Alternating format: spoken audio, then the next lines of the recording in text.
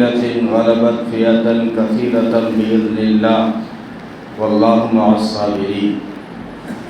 وقال النبي صلى الله عليه وسلم المجاهد من جاهد نفسه او كما قال علیہ الصلاۃ والسلام. محترم بزرگوں، بھائیوں، عزیز نوجوانوں،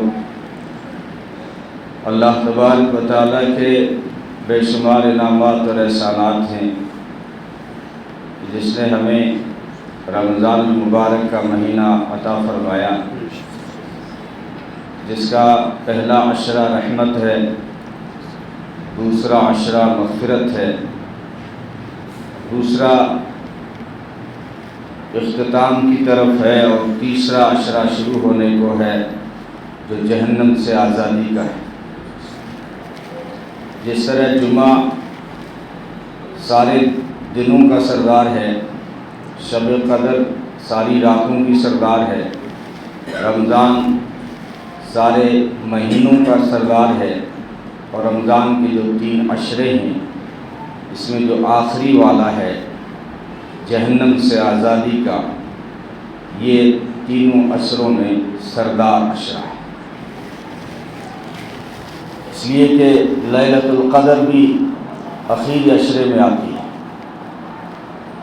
زیادہ تر اخیری عشرے میں تلاش کا حکم دیا گیا ہے، اور خاص کر جو اس کی طاق راتیں ہیں 21، 23، 25، 27، 29، ان راتوں میں شب قدر کے آنے کے چانس زیادہ ہیں.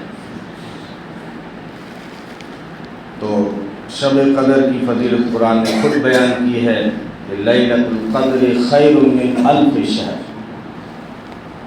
یہ لیلۃ القدر 1000 مہینوں سے بہتر ہے. تو رمضان کے اندر بہت سارے پیغامات ہیں ہمارے لیے. جس طرح رمضان کا مقصد اور روزوں کا مقصد تقوی کا حصول ہے، گناہوں سے بچنا ہے، اللہ کا خوف پیدا کرنا ہے، اور صبر استقامت پیدا کرنا ہے، اسی میں یہ رمضان کے اعمال ہمارے اندر مجاہدے کی صفت پیدا کرنا چاہتے ہیں. مجاہدہ، نفس کے خلاف کوشش کرنا، اس کو بھی مجاہدہ کہا جاتا ہے. اور اپنے دین کے لیے، اپنے روزگار کے لیے، اپنے وطن کے لیے جو محنتیں کی جاتی ہیں اس کو بھی مجاہدہ کہا جاتا ہے. تو یہ رمضان آپ غور کریں گے تو برکتوں اور رحمتوں کا مہینہ تو ہے ہی، ساتھ میں مجاہدے کا مہینہ بھی. روزہ ہمارے اندر ایک مجاہدہ پیدا کرنا چاہتا ہے. نفس کے خلاف ہے نا سارا. نفس کو کہہ رہا ہے چھوڑ دے، تجھے پوری کھانی ہے، تجھے چائے پینی ہے، لیکن نفس کے خلاف قدم اٹھا کے نہیں. اللہ کا حکم ہے 30 دن کھانا پینا کم کر کے اندر روحانیت کو چمکانے کے کام کر. تو یہ روزہ صبر پیدا کر رہا ہوتا ہے، استقلال پیدا کرتا ہے، مجاہدے کی صفت پیدا کرتا ہے. کیونکہ ہر 5 منٹ میں ذائقے چکھنے والے نفس بزدل ہو جاتے ہیں. اس لیے جس کے اندر سہنے کی شکتی ہوتی ہے، صبر کا حوصلہ ہوتا ہے، وہی مجاہد بنتے ہیں، وہی بڑے کام کرتے ہیں. جن کے اندر برداشت کے مادے ہوتے ہیں، جو بھوکے اور پیاسے چلنا جانتے ہیں، جو اونٹ کی صفت رکھتے ہیں. اونٹ کی اللہ نے تعریف کی ہے قرآن میں. افلا ینظرون الی الابل، نہیں دیکھا تم نے کہ ہم نے اونٹ کو کیسا پیدا کیا ہے. مفسرین فرماتے ہیں کہ اونٹ کا ذکر اس لیے کیا کہ اونٹ کے اندر مجاہدے کی صفت سب سے زیادہ ہے. 7 دن کھائے پیے بغیر وہ چل سکتا ہے. کوئی جانور 7 دن کھائے پیے بغیر نہیں چل سکتا. یہ اونٹ ہے جو 7 دن اگر اس نے چارہ نہیں بھی چرا ہے اور 7 دن پانی نہیں بھی پیا ہے، تب بھی اگر اس کو کسی کام کے لیے کھینچو گے تو وہ انکار نہیں کرے گا. اس لیے یہ مجاہدہ ہمارے اندر پیدا کرنا چاہتا ہے روزے کے ذریعے سے۔ اور غور کریں کہ آپ تو رمضان میں مسلمانوں سے بہت مجاہدے کیے گئے، بلکہ بڑے بڑے تاریخ کے مجاہدے رمضان بھی ہوئے۔ حق اور باطل کا پہلا جو معرکہ ہے، جس کو قرآن نے یوم الفرقان کہا، جس کو ہم بدر کے نام سے جانتے ہیں، وہ بدر رمضان میں ہوا ہے۔ اور 313 کا لشکر ہے اور سامنے 1000 کا لشکر ہے، پھر بھی 1000 کو یہ شکست دے جاتے ہیں۔ ان کے اندر حوصلہ تھا۔ جب اللہ کے رسول صلی اللہ علیہ وسلم نے مشورہ فرمایا کیا کرنا چاہیے، ہم تو قافلہ لوٹنے آئے تھے، یاد رکھنا اسلام قافلوں کے لوٹنے کی اجازت نہیں دیتا۔ یہ جو قافلہ لوٹا جا رہا تھا اللہ کے حکم سے، اس لیے کہ یہ کوئی عام قافلہ نہیں تھا، ایک سازشی قافلہ تھا۔ سارے مکہ والوں نے، غریب مالداروں نے، سب نے اپنی حیثیت کے مطابق مال ملک شام کی منڈی میں لگایا تھا، اور یہ فیصلہ کیا تھا کہ جو بھی نفع ملے گا اس سے ہتھیار خریدیں گے اور مدینے پہ حملہ کریں گے۔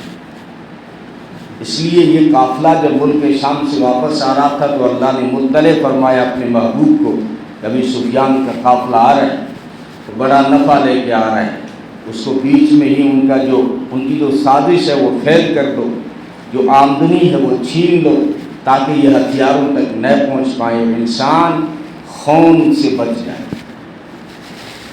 لیکن ابو سفیان بڑا چالاک تھا، آگے ایک آدمی رکھتا تھا، اور اس نے تازہ اونٹ کی مینگنیاں دیکھی کسی کنویں پر، بڑا ہوشیار تھا، اس نے وہ مینگنی توڑی، اس کے اندر کھجور کی گٹھلی نکلی۔ اس نے کہا یہ کھجور کی گٹھلی مدینے کی ہے، یہاں تھوڑی دیر پہلے اگر کوئی آیا ہے تو مدینے والے آئے۔ اس کو کھٹکا محسوس ہوا تو اس نے بہت تیز رفتار سوار دوڑایا مکے کی طرف کہ آپ کا قافلہ لوٹا جا رہا ہے، آپ کی ساری سازش ناکام ہو رہی ہے، محمد عربی صلی اللہ علیہ وسلم میرے فراق میں ہیں، مجھے گرفتار کر سکتے ہیں، جلدی آؤ۔ اب یہ 1000 لشکر لے کے آئے تھے، 300 کے سامنے 1000 بڑا لشکر تھا، بڑے وہ ڈھول تاشوں کے ساتھ آئے تھے کہ میلہ لگائیں گے اور شراب پئیں گے اور مسلمانوں کی کھوپڑی میں پئیں گے۔ لیکن جب یہاں آئے تو ابو سفیان تو بچ نکلا، بڑا چالاک تھا، ہاتھ نہیں آیا مسلمانوں کی۔ اور جب مکہ کے قریب پہنچا ہے تو ابو جہل پورے مکے کو نکال کے لا رہا ہے۔ ابو سفیان نے کہا میں آ گیا ہوں، جانے کی کوئی ضرورت نہیں۔ کہا نہیں، یہی تو موقع ہے اسلام کو مٹانے کا اور مسلمانوں کو مٹانے کا، چلیں گے ہم 3 دن میلہ لگائیں گے بدر میں۔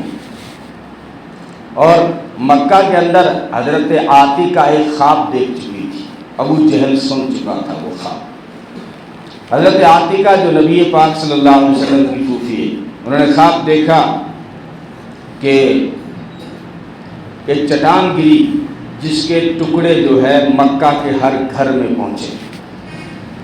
ابو جہل حضرت عباس کے پاس آئے، کیونکہ حضرت عاتیقہ حضرت عباس کی بہن تھی، جن کے اسلام لانے میں بھی اختلاف ہے۔ بعض علماء نے کہا ہے کہ اسلام نہیں لائی، لیکن غالب گمان یہی ہے، اکثروں کا کہنا یہی ہے کہ حضرت عاتیقہ اسلام میں داخل ہوئی۔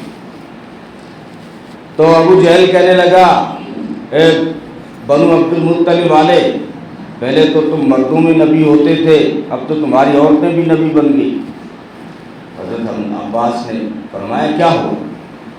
کہ کیا ہوا جانتے نہیں ہو تیری بہن نے کیا خواب دیکھا ہے کہ جو ہے پہاڑ سے چٹان لڑکتی ہوئی گری اور اس کے ٹکڑے مکہ کے ہر گھر میں پہنچے، یعنی کوئی مصیبت آنے والی ہے جو مکہ کے ہر گھر میں پہنچی۔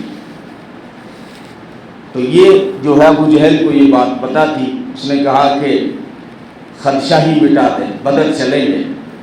اب آپ صلی اللہ علیہ وسلم نے بھی مشورہ کیا کیا کرنا چاہیے، ہم تو قافلے کی تلاش میں آئے تھے، قافلہ نکل گیا۔ تو حضرت ابوبکر حضرت عمر نے عرض کیا جو آپ کا حکم ہو، جہاں آپ بھیجنا چاہیں ہم تو تیار ہیں۔ تو انصار نے محسوس کیا کہ ہم سے بار بار پوچھ رہے ہیں، اس کا مطلب ہماری رائے لینا چاہتے ہیں۔ تو حضرت سعد کھڑے، سعد بن معاذ، کہنے اللہ کا رسول اگر آپ حکم دیں تو ہم سمندر میں چھلانگ لگا دیں، آپ حکم دیں تو ہم آگ میں کود جائیں، آپ اگر کہہ دیں تو ہم زمین کے کناروں تک چلے جائیں، آپ اگر کہیں تو ہم اپنے رشتہ داروں سے تعلق توڑ دیں، اگر آپ کہیں تو ہم اپنے دشمنوں سے دوستی کر لیں، جو آپ کا حکم ہے۔ اب یہ 313 تیار ہوئے اور 313 نے شکست فاش دی ہے حضار کے لشکر کو۔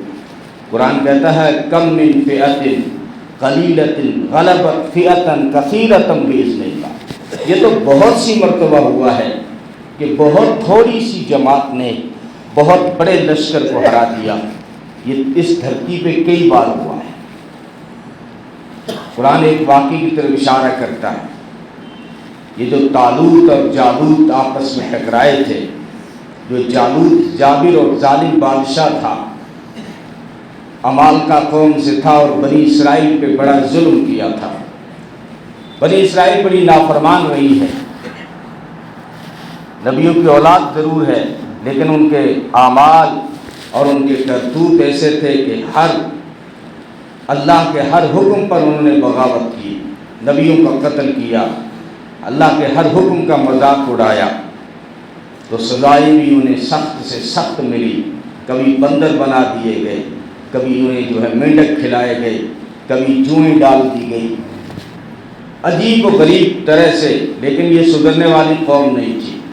بہت جب ان کا ظلم حد سے بڑھ گیا تو بڑے بڑے رؤساء نے ان کا قلع کما شروع کر دیا۔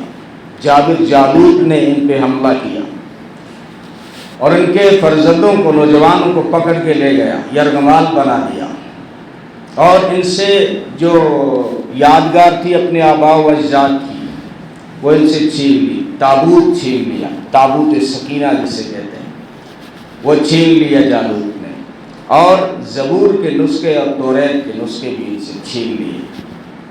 اب جو ہے حضرت وقت کے پیغمبر حضرت شمویل علیہ السلام کے پاس آئے کہ ہم جو ہے جالوت سے لڑنا چاہتے ہیں، ہمارا کوئی آپ سردار طے کر دیں، ہماری فوج کا ان چیف کوئی طے کر دیں جس کی قیادت میں ہم جنگ لڑیں گے۔ حضرت شمویل نے فرمایا تم جنگ لڑو گے، وہی تو ہو جنہوں نے حضرت موسیٰ علیہ السلام کو کہہ دیا تھا کہ جا تو اور تیرا اللہ لڑ جا کے ہم یہیں بیٹھے ہوئے ہیں، تم لڑو گے؟ کہا ہم کیوں نہیں لڑیں گے، ہمارے بیٹوں کو یرغمال بنا دیا گیا، اغوا کر لیا گیا، اب ہم لڑیں گے، آپ کوئی قیادت تو طے کریں۔ اب قیادت بھی یہ متفق نہیں ہوتے، اور سرداری بھی یہودا کی اولاد سے چلی آ رہی تھی، حضرت یعقوب علیہ السلام کے بیٹے، یوسف علیہ السلام کے بھائی، جن کی اولاد آج بھی یہودی کہلاتی ہے، یہ سرداری ان کی نسل میں چلی آ رہی تھی۔ جب انہوں نے ڈیمانڈ کی کہ قیادت ہونی چاہیے تو اللہ کا حکم آیا ہے کہ آپ کے درمیان میں غریب آیا ہوا ہے جس کا نام طالوت ہے، یہ چمڑے کو، کھال کو دباغت دے کر چمڑا بناتا ہے، اس کے گدھے گم ہو گئے ہیں، یہ گدھوں کی تلاش میں آیا ہے، آپ اگر سردار ڈھونڈنا چاہتے ہیں تو سردار آپ طالوت کو بنا دیں۔ اب قوم نے اشکال کیا کیونکہ سرداری یہودا کی اولاد سے چلی آ رہی تھی، اور یہ جو طالوت تھے یہ بنیامین کی اولاد سے، بنیامین بھی حضرت یوسف علیہ السلام کا بھائی ہے، اس کی اولاد سے ہیں۔ تو انہوں نے اشکال کیا کہ یہ کیسے ہمارے امیر ہو سکتے ہیں، تو غریب آدمی گدھوں کی تلاش میں آئے۔ تو قرآن نے اس کا جواب دیا کہ لیڈر ہونے کے لیے، سردار ہونے کے لیے جو جوہر چاہیے نا وہ ان کے پاس ہے۔ وَزَادَهُ بَسْطَةً فِي الْعِلْمِ وَالْجِسْمِ، ان کا دیکھو نا جسم کتنا تکڑا ہے، بہادر ہے، اور علم بھی ہے ان کے پاس، خاص کر جنگوں کا علم اس کے پاس خصوصی دیا گیا ہے۔ تو سرداری کے اندر غریبی مالداری نہیں دیکھی جاتی، یہ دیکھا جائے گا کہ اس کے پاس علم ہے کہ نہیں۔ نیتا چنتے وقت بھی یہ دیکھا جائے گا کہ اس کے پاس علم کتنا ہے۔ یہ بہادر کتنا ہے. اگر کمزور ہوگا، کپوت ہوگا تو جو ہے سبھا میں آپ کی بات نہیں رکھ پائے گا. آپ کا نیتا بہادر ہونا چاہیے تو دشمن کی آنکھوں میں آنکھیں ڈال کے بات کرے. تو قرآن نے جواب دیا کہ تم غریب کیوں دیکھتے ہو، یہ کیوں دیکھتے ہو کہ غریب ہے؟ یہ دیکھو نا کہ اس کے پاس علم ہے اور بہادر ہے، جسم یعنی بہادر ہونے کی نشانی ہے. اور تم کہتے ہو نا کہ سرداری یہودا کی اولاد سے چلی آ رہی ہے، تو سنو، یہ سرداریاں اور حکومتیں دینا اللہ کے قبضے قدرت میں ہے. وہ جس سے چاہے اس سے دے سکتا ہے. وہ مودی کو بنا سکتا ہے گورنر اور حکمراں، وہ یوگی کو بنا سکتا ہے گورنر. تو وہ اس کے فیصلے ہوتے ہیں. تمہیں بھی موقع دیا اسی ملک میں، تم نے 800 سال حکومت کی، لیکن مسلمان جب عیش پرستی میں آ جاتا ہے تو اسے حکومت چھین لی جاتی ہے. تو بہرحال دوسرا ان کا یہ تھا کہ ہماری نسل سے نہیں ہے. فرمایا نسل نہیں دیکھی جاتی اس کے، یہ تو اللہ کے فیصلے ہیں. جس غریب کو چاہے بادشاہ بنا دے، جس بادشاہ کو چاہے فقیری پہ کھڑا کر دے. تو یہ قرآن کہتا ہے جو یہ واقعہ ہوا. اب اس کا بھی لشکر ہزاروں میں تھا اور یہ بھی 313 ہے. یہ جو حضرت شمویل کا جو لشکر ہے طالوت کی قیادت میں جو لڑ رہا ہے، یوں تو یہ بھی زیادہ تھے، لیکن آزمائش جب آئی تو 313 ہی بچے. آزمایا کہ اللہ کا حکم پورا کرتے یا نہیں. ایسا تو نہ کہ جنگ شروع ہو جائے اور پھر یہ پیچھے ایسے کئی بار یہ کر چکے ہیں، عین جنگ کے موقع پہ یہ وہاں سے ہٹ جاتے ہیں. تو حضرت طالوت نے ان کو آزمایا کہ یہ میرے سپاہی کیسے ہیں، میرا حکم مانیں گے یا نہیں. جب تک کوئی جماعت اپنے امیر کی اور اپنے میر کارواں کی بات نہیں مانے گی تب تک جو ہے کامیاب نہیں ہوگی. اس لیے کہا کہ میں ان کو آزما لیتا ہوں. فرمایا آگے یہ نہر آ رہی ہے. مفسرین فرماتے ہیں یہ مصر اور فلسطین کے سرحد کا واقعہ ہے. وہاں پر ایک نہر اردن بیچ راستے میں آتی ہے. تو جب نہر اردن آ جائے تو آپ وہاں سے جو ہے جتنی آپ کو پیاس ہے اتنا پانی نہیں پینا ہے. پیاس لگی ہوگی لیکن اپنے آپ کو روکنا ہے. وہی روزے والی ٹریننگ. روزے میں آپ کو پیاس لگے گی لیکن آپ کو یہاں کلی طور پہ روکا جا رہا ہے. وہاں تھوڑی سی اجازت دی تھی کیونکہ لڑنا بھی تھا نا. اسلام میں لڑنا تھا تو روزہ توڑوا دیا. مکہ فتح جا رہے تھے تو روزہ توڑوا دیا. اور مکہ فتح بھی رمضان میں ہوا ہے. جب انہوں نے جو عہد کیا تھا جب وہ توڑ دیا، بنو خزاع پہ انہوں نے ظلم کیا راتوں رات. بنی بکر نے اور قریش مکہ نے مل کر، تو ان کے فریادی جب مدینہ آئے تو انہوں نے ظلم کی داستان سنائی. تو مسلمان تھے اور اصلی مسلمان تھے. جب کسی مسلمان کا درد سنتے تھے تو وہ کھڑے ہو جاتے تھے. ہماری طرح نہیں تھے کہ ہم فلسطین کے ویڈیو دیکھتے بھی رہیں اور ان کے لیے دعا بھی نہیں کریں. ہم تو بے ہوش ہو گئے نا. ہمارے سینے میں دل نہیں ہے، صرف خون کا لوتھڑا ہے. لیکن وہ مسلمان اصلی تھے. جب درد سنا تو کھڑے ہو گئے. آپ صلی اللہ علیہ وسلم 10,000 لشکر کے ساتھ رمضان کے مہینے میں مکہ پہنچے. اب کون مقابلہ کرے 10,000 لشکر کا. سب نے ہتھیار ڈال دیے، لیکن آپ صلی اللہ علیہ وسلم فاتح بن کے داخل ہوئے ہیں. تو عام بادشاہوں کی طرح نہیں. جو بلقیس نے کہا ہے کہ بادشاہ جب کسی ملک میں داخل ہوتا ہے تو وہاں فساد مچا دیتا ہے اور جو ہے عزت داروں کو ذلیل کر دیتا ہے. یہ سب یہی کر رہے. جب امریکہ افغان میں داخل ہوا تو کیا کیا، بغداد میں داخل ہوا تو کیا کیا، اور آج ظالم اس رمضان میں غزہ میں کیا کر رہے ہیں اور فلسطین میں کیا کر رہے ہیں. کوئی مسلمان حکومت زبان پہ ان کا درد لانے کو تیار نہیں، ان کی حمایت میں کھڑا ہونے کو تیار نہیں.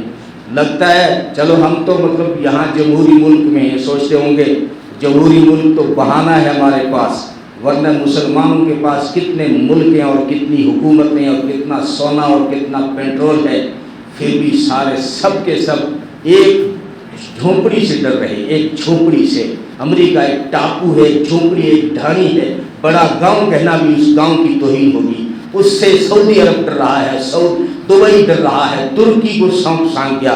لوگ طیب اردگان سے امید لگائے بیٹھے تھے، اس کو سانپ سونگ گیا، اور پڑوسی پہ تو بدقسمتی ہے کہ کبھی کوئی اچھا انسان آیا ہی نہیں۔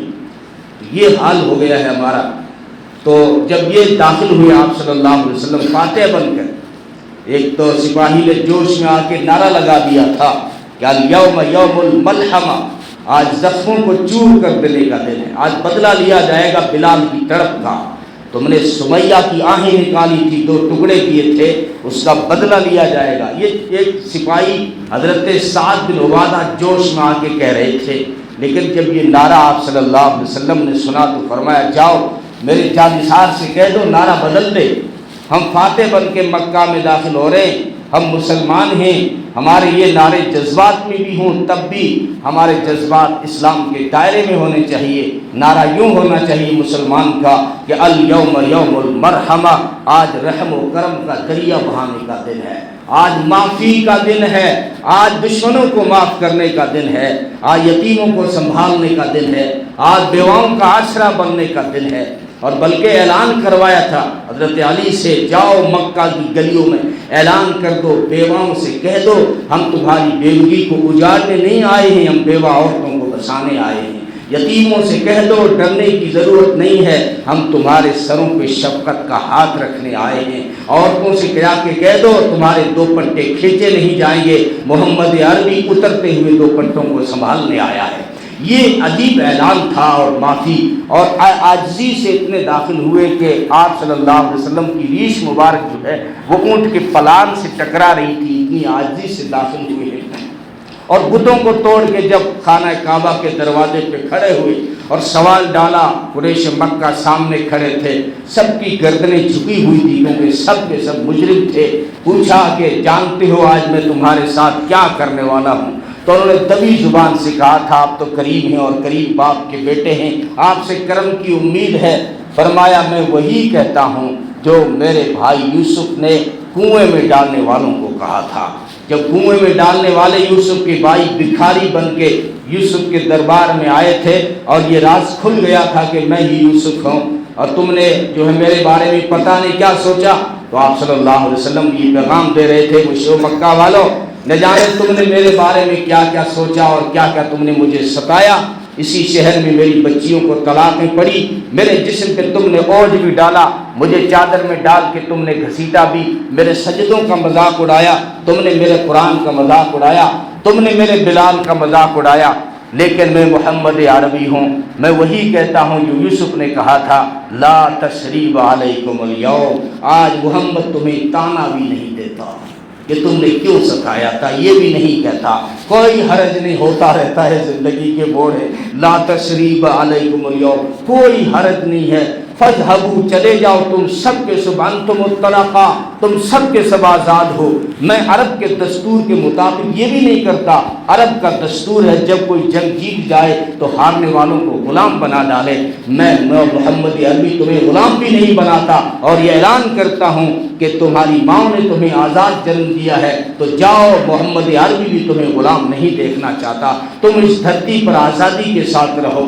یہ اعلان تھا، عام اعلان تھا۔ تو مکہ فتح بھی رمضان میں ہوا اور بدر بھی رمضان میں ہوا، اور جو ہے یہ عمالقہ اور طالوت اور جالوت کے مقابلے سے یاد آیا ایک اہم اسلام کی تاریخ میں جنگ ہوئی ہے جن کو جنگ عین جالوت کہا جاتا ہے، جالوت کا چشمہ۔ یہ جنگ ہوئی تھی فلسطین اور مصر کی بارڈر پر۔ کس کے سامنے ہوئی تھی؟ مسلمان غلام تھے۔ سامنے کون تھا؟ سامنے منگول تھے جس کا دنیا میں کوئی مقابلہ نہیں کر سکا۔ منگولوں نے تباہی مچائی، ایران میں، عراق میں، افغان میں اور بغداد میں ساری تباہیاں مچا دی، اور مصر کے غلام کھڑے ہو گئے اس کے سامنے۔ بڑی تعداد نہیں تھی لیکن اب غلام ہیں دونوں جگہ۔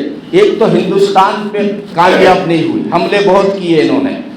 شمس الدین التمش کا بیٹا ہے محمود اور ناصر التمش، اس کے دور میں انہوں نے جو ہے پنجاب پر، سندھ پر حملے کرنے کی کوشش کی لیکن ناکام ہوئے۔ یہاں بھی غلام ہے بھارت میں، ہندوستان میں، جنہوں نے منگولوں کو ناکام کیا۔ اور وہاں مصر میں وہ عجیب موڑ تھا اگر منگول مصر کو کراس کر جاتے تو نہ یورپ بچتا، نہ بیت المقدس بچتا، نہ بیت حجاز بچتا، نہ مکہ بچتا، نہ مدینہ بچتا۔ منگولوں کی آندھی کو روکنے والا دنیا میں کوئی پیدا نہیں ہوا تھا۔ وہ جہاں جاتے تھے تباہی مچاتے تھے۔ 6 لاکھ کا لشکر لے کے جو ہے، ہلاکو کا لشکر ہے، 6 لاکھ کا لشکر ہے اور مصر پہ اٹیک کر رہا ہے۔ غلاموں کی سرکار ہے، سیف الدین مملوک سیف الدین شاہ اور اس کا سپاہی رکن الدین، یہ آ کے مقابلہ کرتے ہیں۔ وہ جو ہے رمضان میں ہوئی جنگ، وہ جنگ بھی رمضان میں ہوئی، اور رمضان کے اندر انہوں نے منگولوں کو شکست فاش دی۔ صرف مصر کو نہیں بچایا، انہوں نے سارے یورپ کو بھی بچا دیا۔ یورپ کیوں بچ گئے منگول کی آندھی سے؟ مسلمانوں نے بچایا۔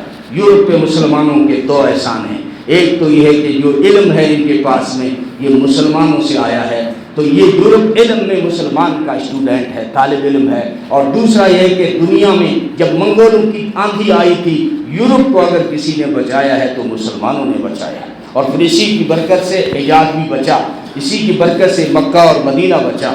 تو یہ رمضان کے اندر ہوا۔ اور موسیٰ بن نصیر اور طارق بن زیاد کا لشکر جو ساحل پہ اترا ہے اندلس اسپین کو فتح کرنے کے لیے، وہ رمضان میں اترا ہے سن ہجری 92 ہجری کے اندر، اور محمد بن قاسم راجہ طاہر کے مقابلے میں 10 رمضان کو اترا ہے۔ یہ تاریخی واقعات بتاتے ہیں کہ رمضان جس طرح روزہ عملی طور پہ ہمیں ایک مجاہد کی طرف تیار کرنا چاہتا ہے، ایک مجاہدے کی صفت ہمارے اندر لانا چاہتا ہے، رمضان کے واقعات بتا رہے ہیں اور روزے کی عملی ٹریننگ بتا رہی ہے کہ آپ کے اندر صبر جو ہے بتایا جاتا ہے۔ آگے فرمائے وَاللَّهُ مَعَ الصَّابِرِينَ، اللہ صبر کرنے والوں کے ساتھ ہے۔ یہاں پر مفسرین فرماتے ہیں صبر سے مراد استقلال ہے، استقامت ہے، کسی مہم پہ جم جانا ہے، کسی کام کو کرنے کا عزم مصمم کر لینا ہے، اور پختگی کے ساتھ میں جو ہے اپنے حوصلوں کو پروان چڑھانا ہے، یہ صبر کے سارے معنی ہیں۔ تو روزہ یہ ہمارے اندر جوہد پیدا کرنا چاہتا ہے کہ تمہارے اندر استقلال ہونا چاہیے، ہمت ہونی چاہیے، بہادری ہونی چاہیے۔ یہ رمضان جو ہے ہمارے اندر پیدا کرنا چاہتا ہے۔ اور رمضان کا بالکل یہ اخیری عشرہ آنے کو ہے، اس کے اندر کچھ اعمال اور بھی ہیں، جیسے ایک اعتکاف کا عمل ہے۔ اعتکاف کا عمل سنت مؤکدہ علی الکفایہ، سنت مؤکدہ یعنی آپ صلی اللہ علیہ وسلم نے اس کی تاکید کی اور اپنے عمل کے ذریعے سے بھی اس کی تاکید کی۔ ہمیشہ رمضان کا جو ہے یہ آخری عشرے کا اعتکاف ہمیشگی کے ساتھ آپ صلی اللہ علیہ وسلم نے کیا ہے، بلکہ آخری عمر میں جب آپ کو بتا دیا گیا کہ آپ کی زندگی کا آخری رمضان ہے تو آپ صلی اللہ علیہ وسلم نے 20 دن کا اعتکاف فرمایا ہے۔ اور اعتکاف کرنے والا، اور علی الکفایہ کا مطلب یہ ہے کہ اگر کوئی محلے میں یا پوری بستی میں اگر ایک آدمی بھی اعتکاف میں بیٹھ جائے تو یہ سنت پوری بستی والوں کی طرف سے اور پورے جو ہے محلے والوں کی طرف سے کافی ہو جاتی ہے۔ اگر کسی محلے میں کوئی ایک بھی نہ بیٹھے تو پھر سارا محلہ اس سنت کو چھوڑنے والا ہوگا۔ وہ سنت جو موقعہ ہے اس کو چھوڑنے والا مجرم پھر جو ہے سارا محلہ ہوگا اور ساری بستی ہوگی۔ اگر ایک دو بیٹھ گئے تو سب کی طرف سے ادا ہو جاتا ہے۔ اس کے بڑے فضائل ہیں۔ اس کو آپ یوں سمجھیں کہ اگر کوئی بات منانی ہو، دنیا کا بھی یہی اصول ہے، اگر کلیکٹر نہیں مان رہا ہے، ایس پی نہیں مان رہا ہے، ایم ایل اے نہیں مان رہا ہے، ایم پی نہیں مان رہا ہے، مکھیہ منتری نہیں مان رہا ہے، پردھان منتری نہیں مان رہا ہے، کیا راستہ ہے پبلک کے پاس؟ دھرنا دو۔ دیکھا کسان دھرنے آپ نے دیکھے ہوں گے، ہاں باغ والا دھرنا بھی آپ نے دیکھا۔ کلیکٹر کے سامنے تو روزانہ چھوٹے موٹے شہروں میں دھرنے ہوتے رہتے ہیں، لوگ کھانا اور پینا چھوڑ دیتے ہیں۔ اور ایک وہ پنڈت کون سا تھا جس نے کھانا پینا چھوڑ کے ملک میں کانگریس کا سفایا کر دیا، وہ ہزاری کیا نام تھا اس کا، اس نے جو کھانا پینا چھوڑ کے پورے ملک سے کانگریس کو بھگا دیا۔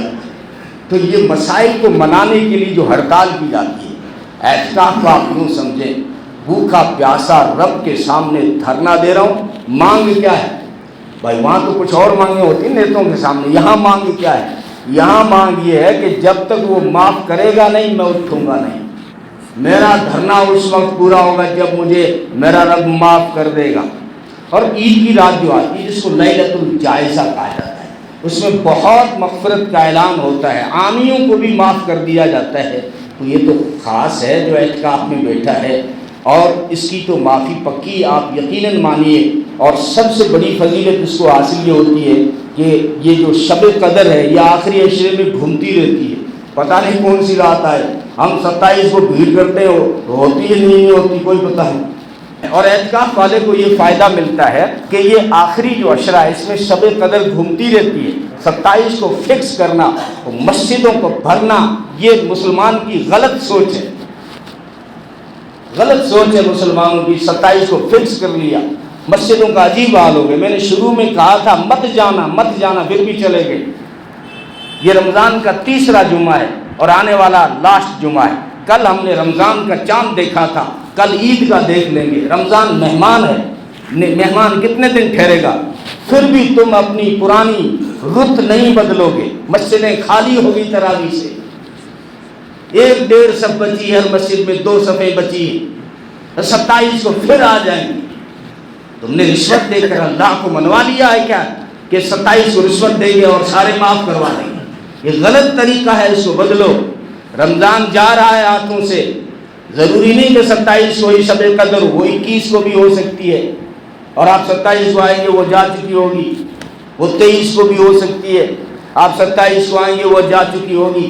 وہ 25 کو بھی ہو سکتی ہے، آپ 27 کو آئیں گے وہ جا چکی ہوگی۔ اور کیا ہے، اگر آپ شب قدر پا لیتے ہیں تو کتنے سال کے گناہ معاف ہوتے ہیں؟ 1000 مہینوں سے بہتر کہا ہے نا قرآن نے۔ اگر صرف 1000 مہینے مراد لے لیں نا تو یہ سال کوئی ہو جاتے ہیں 80-83، اتنی تو ہماری عمر نہیں ہوتی۔ یعنی ساری زندگی کے گناہوں کو معاف کرانے کا موقع ہوتا ہے شب قدر، اور جو اعتکاف میں بیٹھنے والے کو بڑی آسانی سے یہ موقع ہاتھ آ جاتا ہے، چاہے وہ سو رہا ہو، کیونکہ اعتکاف میں جب دھرنے میں بیٹھ گیا کھانا پینا چھوڑ کے، اب اگر بیٹھ رہا ہے خاموش ہے تب بھی اس کی گھڑیاں عبادت میں لکھی جاتی ہیں، اگر وہ سو رہا ہے تب بھی اس کا سونا عبادت میں لکھا جاتا ہے، کیونکہ وہ پورے دھرنے کے ساتھ میں اعتکاف کی نیت سے اب سو گیا ہے۔ اور دوسرا یہ ہے کہ وہ مسجد میں جب رہ رہا ہے تو اتنا تو وہ کرتا ہی ہوگا، چاہے کتنا بھی سست ہو، وہ عشاء کی نماز جماعت سے پڑھتا ہوگا اور فجر کی نماز جماعت سے پڑھتا ہوگا۔ تو جس نے عشاء کی نماز جماعت سے پڑھ لی اس کو آدھی رات کا ثواب ملتا ہے، اور جس نے فجر کی نماز پڑھ لی اس کو پوری رات کا، یعنی آدھا آدھا مکمل ہو گیا۔ یعنی عشاء اور فجر کی نماز کوئی جماعت کے ساتھ پڑھتا ہے اس کو پوری رات عبادت، جاگ کر عبادت کرنے کا ثواب ملتا ہے۔ تو یہ جو ہے اعتکاف کرنے والے کو بڑی آسانی کے ساتھ مل جاتا ہے آخری عشرے میں۔ اور کیونکہ یہ قرآن جو اترا ہے یہ بھی آخری عشرے میں اترا ہے، پورا تو نہیں، لیکن لوح محفوظ سے آسمان دنیا پہ پورا اتار دیا گیا رمضان کے آخری عشرے میں، اور پھر تھوڑا تھوڑا کر کے موقع محل بنا کر وہاں سے 23 سالوں میں نازل ہوا ہے۔ تو قرآن کریم کی تلاوت کو بھی آخری عشرہ ہے، جہنم سے آزادی کا عشرہ ہے، عشروں کا سردار ہے، رمضان ہاتھوں سے جا رہا ہے، اس لیے توبہ استغفار بھی کرے، قرآن کی تلاوت بھی کرے۔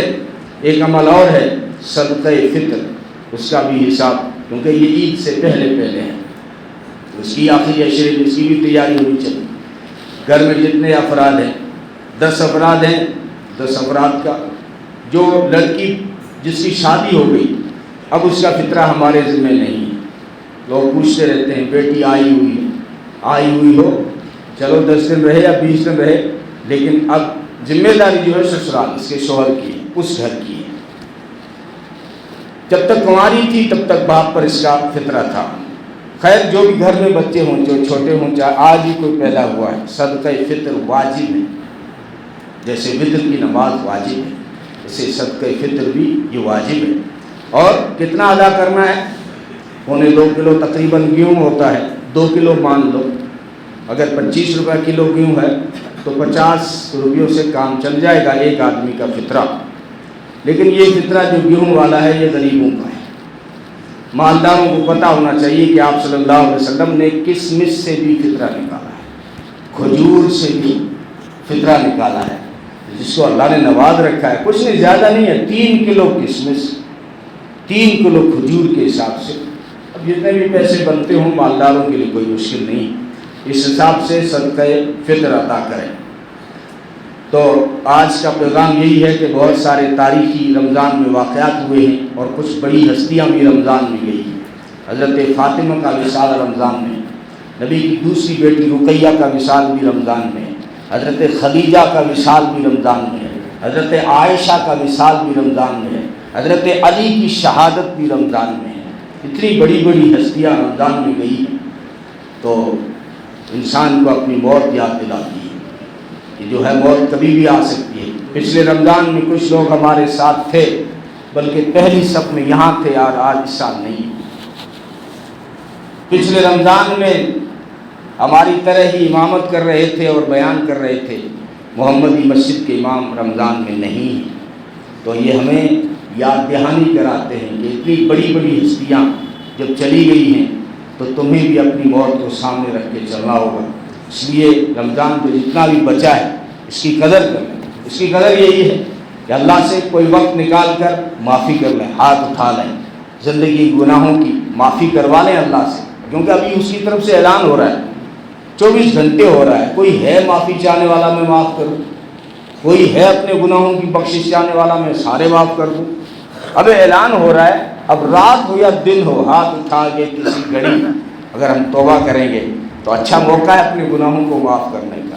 ورنہ اگر رمضان کا مہینہ پائے اور اپنے گناہوں کی معافی نہ کرائے تو پھر بد دعا کرنے والا جبریل امین بھیجنے والا خود اللہ اور آمین کہنے والا محمد عربی صلی اللہ علیہ وسلم، وہ ممبر پہ چڑھ رہے تھے، جبریل آ گیا اور اس نے بد دعا کر دی، ہلاک اور برباد ہو جائے وہ شخص جو رمضان کا مہینہ پائے اور پھر بھی اپنے گناہوں کی معافی نہ کرا دے۔ کیونکہ اس سے بڑا اور کون سا موقع آئے گا؟ جو رمضان میں گناہ نہیں چھوڑ رہا ہے، اور کون سا موقع آئے گا اس کے لیے گناہ چھوڑنے کا؟ رمضان میں توبہ نہیں کر رہا، پھر کون سی گھڑی آئے گی اس کے لیے؟ رمضان میں نماز نہیں پڑھ رہا ہے، پھر اور کون سا اس کے لیے وقت آئے گا جس میں یہ نماز پڑھے گا؟ اس لیے یہ سوچنے کا مقام ہے۔ اس لیے بد دعا بڑی خطرناک ہے، ہلاک اور برباد ہو جائے وہ بزنس مین جو سیزن میں نہ کما سکے۔ صحیح کہہ رہا ہوں؟ ہلاک اور برباد ہوگا وہ بزنس مین جو سیزن میں نہ کما سکے۔ یہی ہے سیزن کا مہینہ ہے نیکیوں کا، ہلاک اور برباد ہو جائے وہ شخص جبریل امین نے بد دعا کی، رمضان کا مہینہ پائے اور پھر بھی گناہوں کی معافی نہ کرائے۔ آپ صلی اللہ علیہ وسلم نے بغیر سوچے بلا جھجک فوراً فرمایا آمین، یہ تو قبول ہونا چاہیے، اس میں قبولیت میں کوئی دیر بھی نہیں ہونی چاہیے۔